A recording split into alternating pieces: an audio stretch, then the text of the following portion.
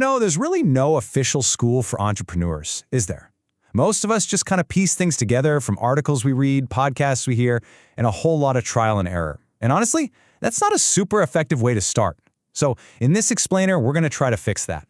We're building one central spot to demystify the entire process. So if you're ready to build your playbook, let's dive in. You know the story, right? We've all seen it in the movies 1,000 times.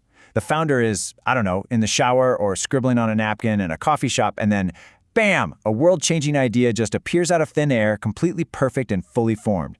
That magical eureka moment. But what if that's just a really good story? Something that sounds great in a biography, but it's not actually how things work in the real world.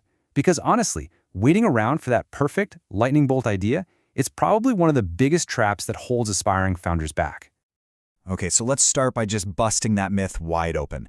Great ideas almost never, ever start out great. They usually start as something else entirely, and then they evolve through this messy, confusing, but kind of fascinating process.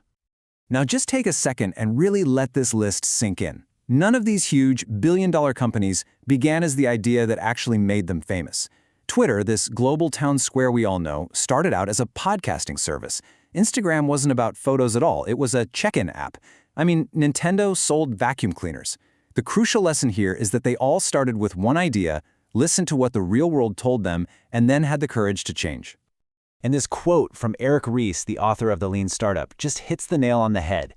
Even for the most successful founders out there, that initial spark of an idea isn't the most important part. What really matters is the process, the testing, the learning, and the refining of that spark into something people actually want. Your first idea? It's just the starting line. It's definitely not the finish line.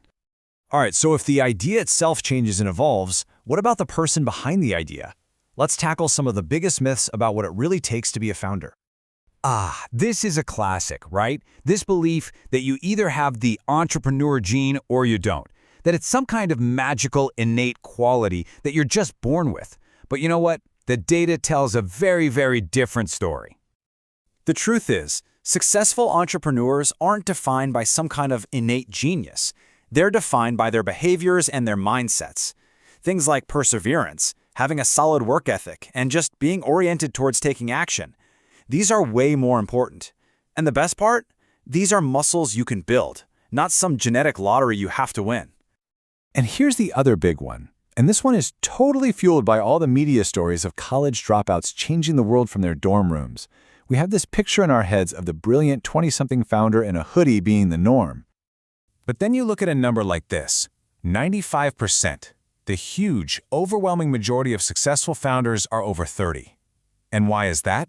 Well, it's because real-world experience, professional networks, and just a deeper understanding of a particular market, those are massive advantages. It turns out that age and wisdom are actually assets, not liabilities. So if there's one single trait that really truly matters more than pretty much any other, it's this one, risk tolerance. Look, something like 95% of startups fail. So to even play the game, you need a mindset that sees a 5% chance of success and thinks, hey, you know what? That's worth a shot. It's all about being an optimist who isn't completely paralyzed by the very real possibility of failure. Okay, so if it's not about being some born genius with a perfect idea that hits you in the shower, then how do you actually craft a viable concept? Let's break down this whole idea generation thing into a system, something you can actually do.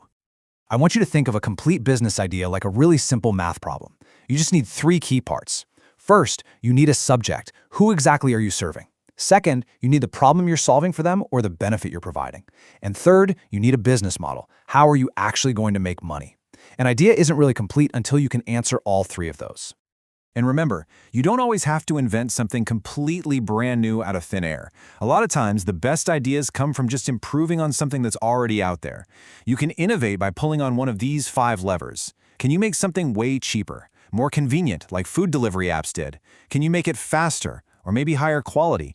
Or does your idea help people express who they are, like custom sneakers? All right, so you've got a concept. Now what? Well, now you need a toolkit. So let's look at the essential frameworks that modern founders use to turn their ideas from a plan on a napkin into a real, functioning business. This right here is the mother of all frameworks, the lean startup. You see, the old way of doing things was to spend a year, maybe more, building something in secret. The lean way is to operate in this super tight loop. First, you build the smallest possible version of your idea. Then you measure how real users react to it. And finally, you learn from that data to make it better. It's all about reducing risk by learning as fast as you possibly can. Now, the key to that whole build step is something called the MVP, or minimum viable product. This is not your final, polished, beautiful product. No way.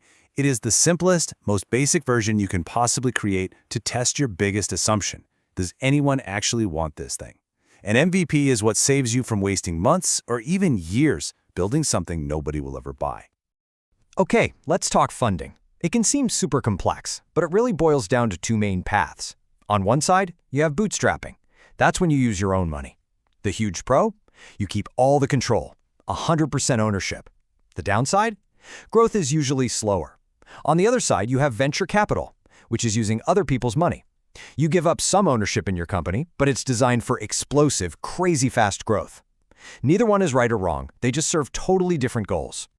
Wow, okay, we have covered a lot of ground, from busting myths to breaking down business models, but you know what? The single most important part of this entire playbook is you. So, how do you figure out where your personal journey even begins? This is so important. The sweet spot for a truly great business idea isn't just finding a problem in the market, it's finding where that problem overlaps with you, your unique skills, your passions, your weird obsessions, and your personal experiences. That intersection is where the real magic happens. So here's a super simple exercise for you. Just ask yourself these 4 questions. What are you truly, deeply passionate about? What skills have you developed that you're so good at you could probably teach them to someone else? What hobbies do you have that make you completely lose track of time? And finally, what unique industry experience or inside knowledge do you have that other people don't? I guarantee you, your best ideas are hiding somewhere in the answers to those questions. At the end of the day, entrepreneurship isn't about taking one giant leap of faith. It's about a whole series of small, smart, deliberate steps. So forget about waiting for the perfect moment or the perfect idea. The only real question is, based on who you are and what you know right now, what's one small, simple experiment you can run today to just get started?